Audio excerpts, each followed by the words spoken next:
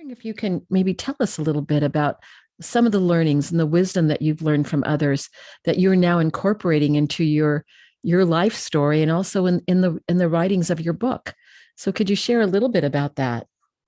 Well, sure. I mean, there's been a lot of these kind of wake up moments. I remember with the whole O.J. Simpson crime scene. I was with I met Lou Brown. He happens to live close by. In fact, I could practically see his house out the window from where I am.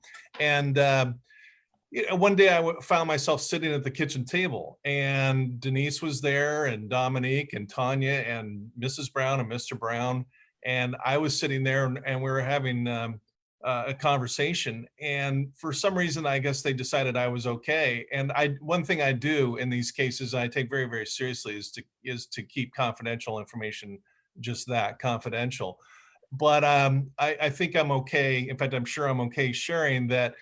Uh, I was just, I was there to talk about the condominium and the way to handle the condominium, but of course, the conversation is much bigger than that. And so I was there when Denise had a moment where it really came to her that she was going to put her efforts into educating people about, particularly women, about spousal abuse. And that was a big wake up moment, that this is much bigger than a condo.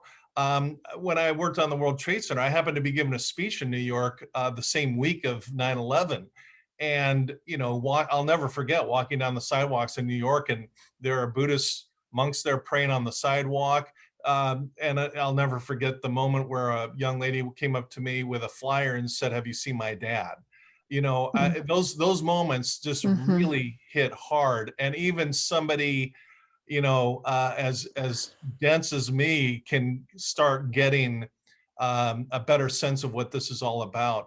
And I've had a number of these moments where it's just been really, a wake up moment. And I thought, I've had this unique access to these, really astounding people who I really admire. And I think that this is too important, that when I get to the time where I retire, it's too important that I just play golf.